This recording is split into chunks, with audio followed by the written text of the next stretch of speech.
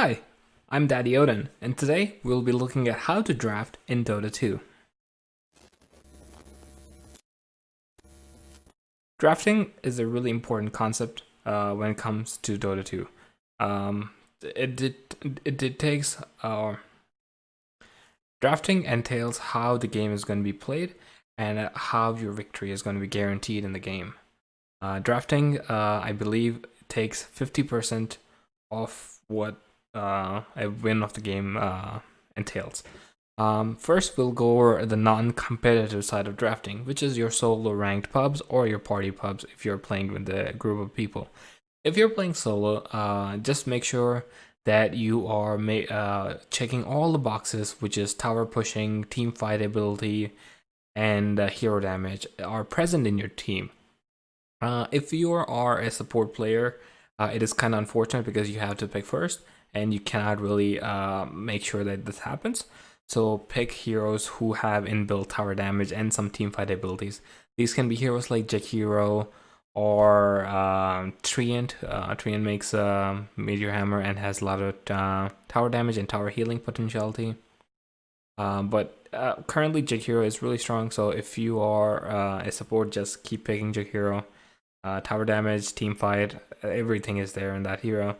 Or you can also always go for a Shadow Shaman. You get the disables, and you also get that tower pushing ability. If you're playing party, it is more like Captain's Draft, where you can communicate with your team.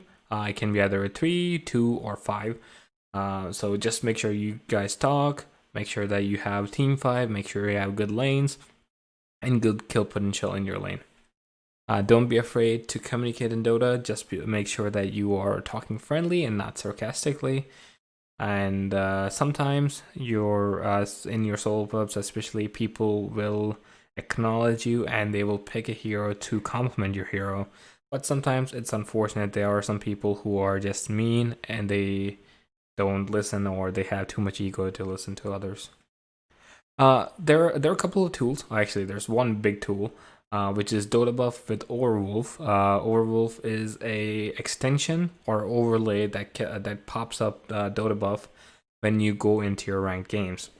This is how it looks when it pops up in your game. This helps really much when you're drafting or when you're picking your heroes. So especially as a support, if you have Dota Buff, and some people have private profiles, some people have public profiles. This is a pub match that S4 was playing, and I went and screenshotted. But if you are on the side of Radiant, you can see that there's 4 players with their Dota buffs openly available. And this way, you can either take a pick from them, and because in Dota currently how the picking phase works, if you pick something that the other person wants, it'll be banned instantly. So if there's a spammer in the game, or if there is someone who plays a lot of Medusa or a lot of Tinker or a lot of Puck or something, you pick someone with nice lockdown or nice stuns and nice burst. Or if there's a TA player, you take heroes with damage over time so that the refraction shields can be taken care of. And this way, before the player picks it, you're countering it effectively and making it a bad scenario for him to pick his style of heroes. Dota Plus is free. It takes data straight from Dota Buff. Make sure you go. I will keep the link in the description below. So just click on it. It is free. It doesn't have viruses, at least when I downloaded it. So if you feel like this is going to help you in your games, make sure you get it. A lot of people around the Legend area, most people have their Dota buffs publicly available because they usually play amateur tournaments. And that is a rule in amateur tournaments for them to display their Dota buffs. But sometimes they have private profiles and you can't do much about it. Now, let us talk about picking your heroes in rank. In the ranked solo pubs or party. Make sure you do your homework. Like, go read the patch notes, fully understand the patch notes. There are a lot of YouTube videos out there which tell you what is currently in the meta, what items are really good, how you can improve your itemization and stuff like that. Make sure you go and read what the current meta is. Is it a farming meta? Is it a full team fight meta? Or is it a snowball meta? Or is it intense fighting, aggression, ganking kind of style meta, or something like that? Next, pick 4 or 3 heroes that are really good in the meta and stick to them. A lot of people, why they lose MMR is that they try to play a lot of heroes. Sometimes it does get boring if you're playing only these 4 heroes. If you want, you can always go into unranked, or maybe you can party up with your friends and play a new hero from a new role, so that it's easier. But if you are playing solo pubs, it is much more fun to play these 4 heroes rather than experimenting a different hero and losing the game and being blamed in the game. Currently in the meta, for core, there are some examples that I felt are really strong currently. From the off lane, it is Doom. Mid or safe lane, Klinks is really well. Sven, Spectre, Faceless Void, Zeus.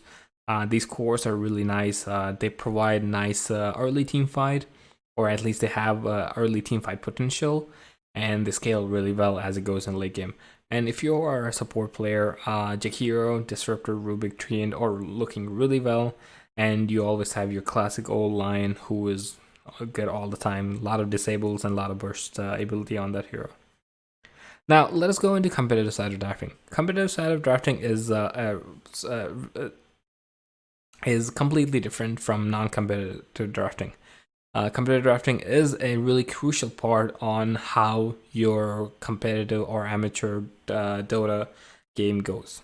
If your draft is lackluster and it doesn't counter the enemy's draft, nor does it check all the boxes in the game in Dota, it's more than likely that you are not gonna win that game and you lost it solely from the standpoint of the draft. There are some cases where you might win these kind of games if only you overskill the player, the people you are playing against. Currently, in Dota, the drafting goes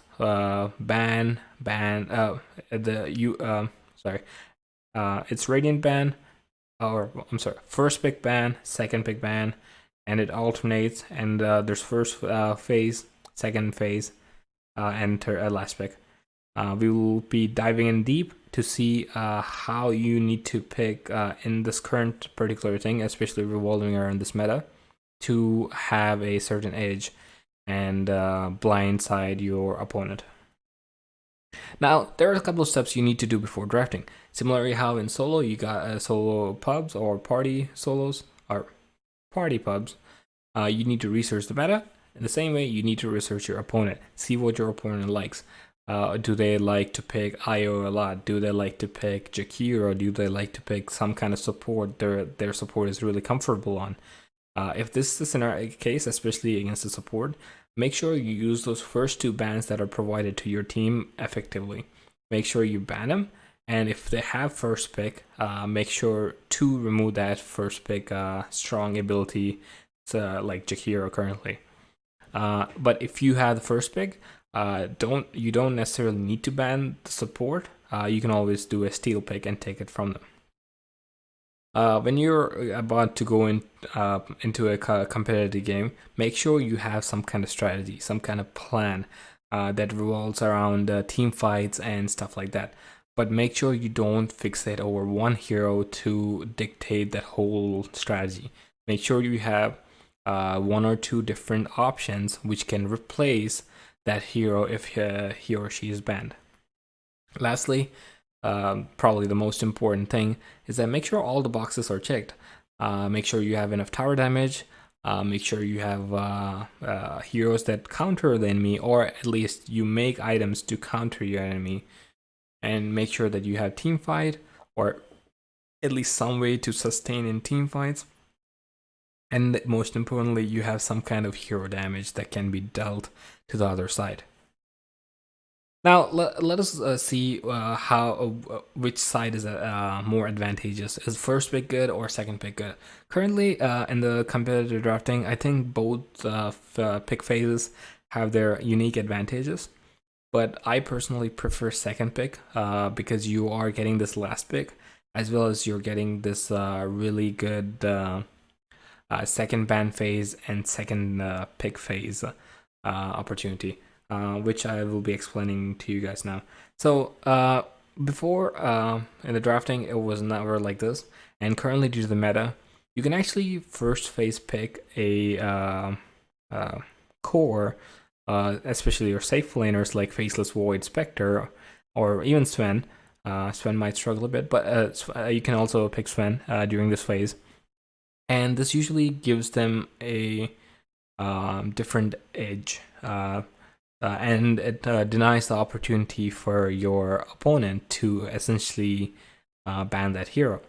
So all you need to do is make sure that you pick if you have second pick, pick your safe lane core. If your core is really good on this on Faceless Void, Spectre, or Sven, and he's really feeling content, make sure you pick him in the first pick phase, so that you're essentially getting the last pick in the first pick phase.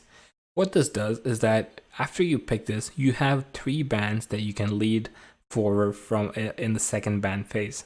Essentially, you're banning out 3 counters, and then you also have the ability to pick out a 4th counter for your own self. This can be your offlaner. So if you ban 3 of the cores and a offlaner that counters your core really hard in the lane, you're essentially taking a pick away from them, and you're also banning out all the late game potentials that can harm your safe lane carry. Sometimes this might not go really well. It's a high risk, high reward. There are teams that deal with this kind of situation really well. I believe Team Secret picked AM once and they sadly lost that game. But it's an experimental thing, and sometimes it does pay off and sometimes it does not. I think the 2 heroes I have seen really work for this style of picking is mostly Faceless Void and Spectre. Given the fact that they're really strong, they have nice team fight, and they scale really well into the late game. Lastly, by picking second pick, you also get this last pick in the third phase, so you can essentially counter whatever mid that is picked in the third phase. Usually people save their mid pick until the end, and you usually can pick it. Personal reason why I like picking my safe lane core in the first pick phase itself is that even though there might be this one counter that is still available who is not super counter to that safe lane core, I can always pick a support in the second pick phase who will make sure that my lane goes well. If most people think that you need to pick your 2 supports early on, and this sometimes this leads to becoming too weak, because the opponent is able to react to this and make sure he picks cores who are even supports who make your own supports feel useless in the lane and they cannot contribute anything. A lot of people even last pick their supports and they just pick these support cores who can be swapped into a support or a core role like Tiny or Puck. Tiny and Puck both can be played from the off lane or the pause 4 role, and if the mid matchup is okay, some people even bring him up into the mid lane, and they go with that in the draft. Next, a couple of things while you're drafting. Make sure your draft is fluid. Don't give away too much information about what lanes your heroes are going to go, what kind of role they're going to be playing. Is it a pause 5, pause 4, pause 3, pause 2, pause 1? And always make sure you are one step ahead of your enemy. And try to ban these heroes in your drafting phase to just trip up the enemy and like create some kind of trap into overcommitting on to your first pick. Sometimes if you pick a Phoenix, it's a 8 out of 10 chance that they will be picking a draft that revolves around countering that egg. Some people even use three of their picks just to kill that egg. Don't worry too much about this. It's just a Phoenix who is a pause 4. Make sure you utilize or capitalize on this effect and pick heroes who can punish such kind of drafts that need to tunnel vision onto this egg. You can always ban heroes like Gyrocopter, Terrorblade, Clinks to make sure that the egg doesn't die in your second ban phase. And there are only a couple of heroes left, which you can automatically pick to counter from your safe lane standpoint.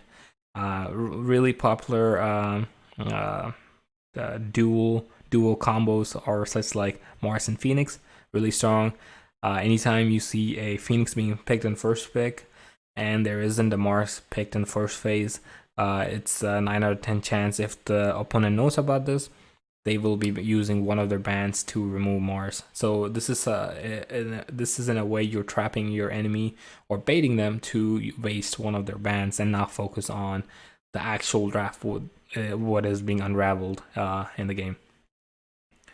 And make sure that you have multiple heroes in the pool available for all your players, that if one certain hero is banned that involves your plan, make sure you can substitute. I have seen this happen a couple of times, especially in duo kill lanes where people are slowed and they're slowly killed with Venomancer and Undying. Or if Undying is banned or Venomancer is banned, you can always pick a Treant who also provides a similar kind of slow. Or there's always Grimstroke slows a bit. Or you can just go for someone who can hold, or even Windranger to slow people down. So there's always these other heroes who can generally or provide a similar style of method for you to have a really good lane. Make sure you answer your enemy's draft. This one might be through heroes or itemizations. If there's the Alchemist being picked and you have not picked both your supports, make sure you go ahead and pick that Ancient Apparition if it's still available. Or make sure that you designate some of the cores. You designate one of the core to buy the Spirit Vessel so that the Alchemist doesn't go out of control in the game. Try to find patterns in the way the enemy is banning. Everyone is we're human and we're simple and we think in a similar way. If you are picking a certain hero and you have these 3 counters, you tend to remove them slowly from the draft. Make sure you notice it and gather as much information as possible.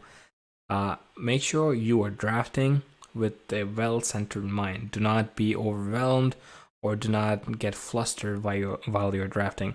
Make sure you take the time. There's a lot of time being given in Captain's Mode to draft. Make sure you have a well-balanced draft and well-thought-out draft that you can execute without difficulty. That's all for Drafting 101. I hope you guys found this informative. I'm Daddy Odin, and I'm out.